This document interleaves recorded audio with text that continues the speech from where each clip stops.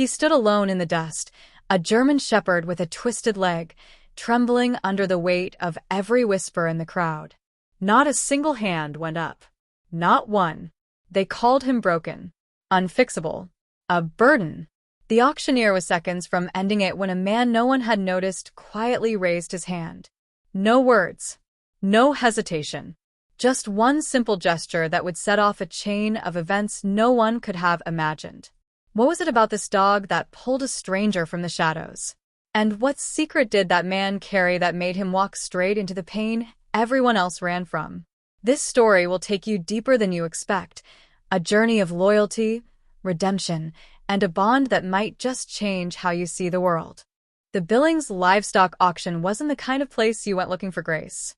Between the haze of cattle dust, the clang of gates, and the shouts of buyers sizing up working stock, there was barely room to breathe, let alone feel. But something shifted that day. It wasn't the loudest voice or the biggest bull. It was the dog. He limped through the side gate like a shadow, trying to remember how to walk in the light. A male German shepherd, mud-stained, ribs poking through patchy fur, one hind leg dragging like it had given up months ago. A faded scar encircled his neck, a memory he couldn't shake. He didn't bark, didn't beg. He just stood there, trembling, silent, waiting. The auctioneer stumbled over his pitch. Whispers scattered. That one's done for. Not worth the feed. Probably bit someone. No bids. Not even pity. The silence wasn't reverence, it was rejection. The gavel was already rising when a hand lifted quietly at the back. It didn't shout. It didn't wave. It simply rose, calm, firm, like it had been waiting for this moment. Heads turned. Whispers followed. No one recognized the man. He wore a worn leather jacket that had seen more miles than most trucks in the yard. Boots caked in Montana mud. Silver in his hair. A scar down his jaw like a map he never shared. He didn't speak. He just nodded once. The gavel dropped. Sold. People blinked. Why him? Why that dog? The man walked down the aisle without hesitation. The dog raised his head. Their eyes met. Something flickered. Not trust. Not yet. But something. The man knelt and placed an open hand on the dog's shoulder. What happened next was quiet, but seismic. The dog moved. Just slightly. Leaned into the touch like it was the first real contact he'd had in years. No growl. No cry. Just breath. Just being. Someone recorded it.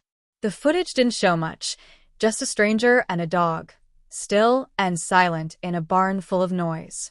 But it was enough to go viral. What it didn't show was why the man raised his hand, or what the dog would become. The road home wound through rust-colored trees clinging to the last breath of autumn. The truck groaned over every bump, but Elijah Cain said nothing. His eyes flicked to the rearview mirror where the dog lay curled in the bed, silent, eyes half closed but never fully asleep.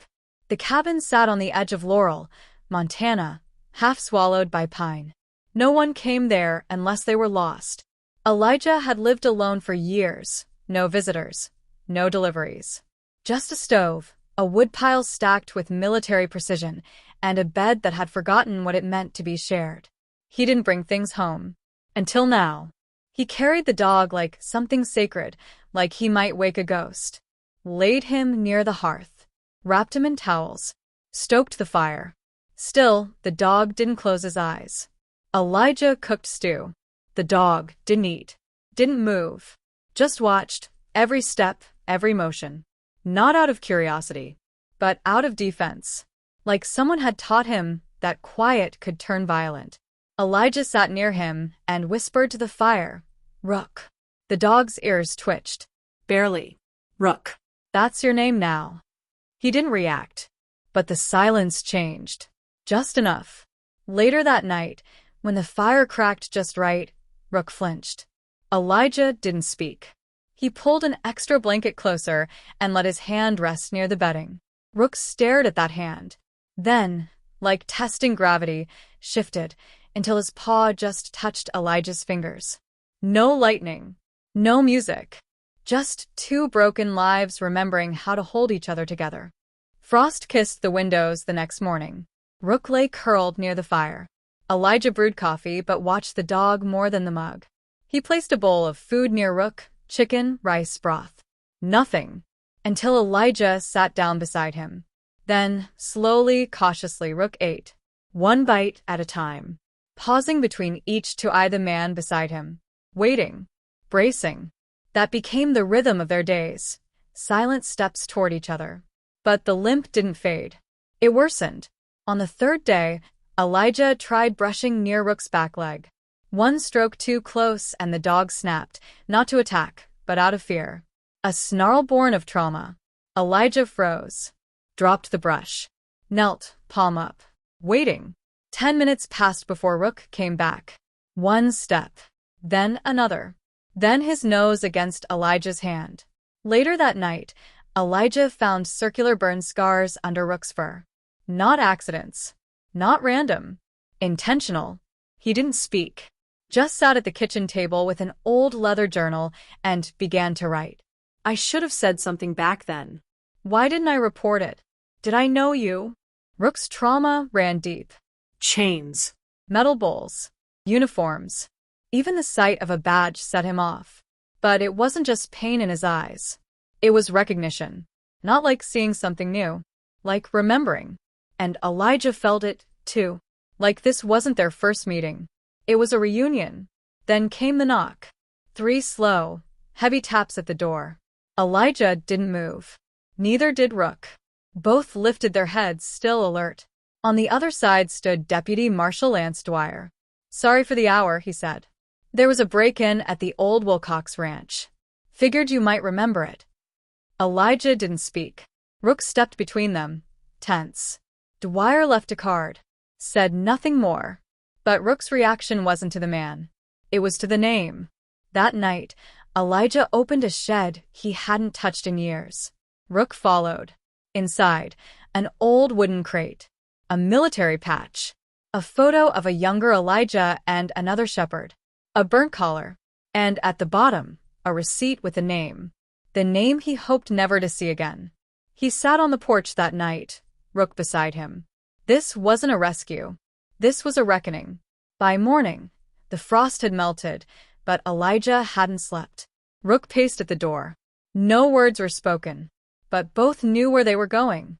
The Wilcox Ranch. A ghost of a place. Empty.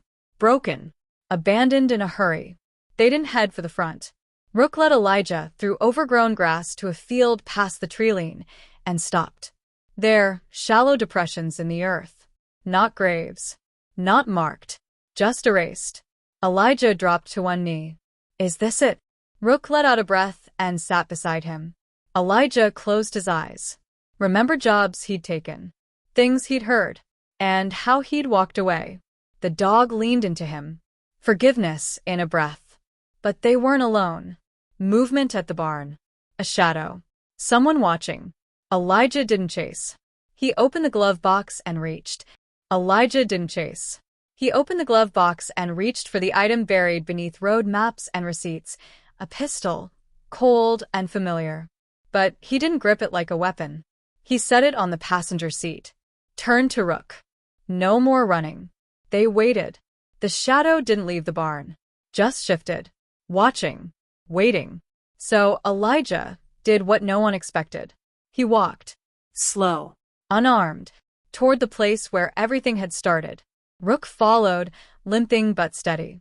Not behind Elijah, beside him. They reached the barn door. It creaked open on its own.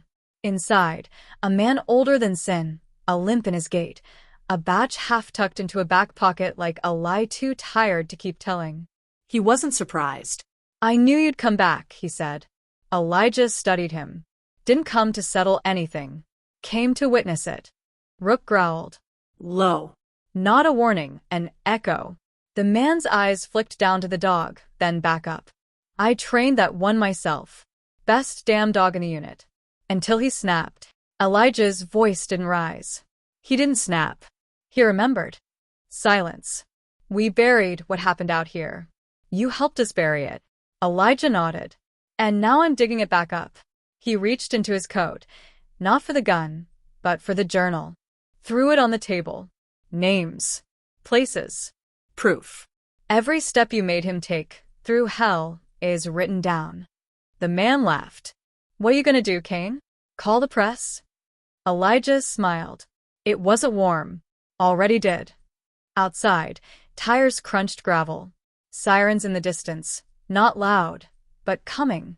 You left a trail, Elijah said. Turns out, Rook wasn't the only one who remembered. The man's face drained. For the first time in years, he looked smaller than the shadows he used to cast. Rook stepped forward, eyes locked on his former handler, not with hate, but with the full weight of survival. And the man backed away. Later, Elijah stood on the porch again, this time watching unmarked cars roll up to the old barn. Federal. Clean. Unforgiving.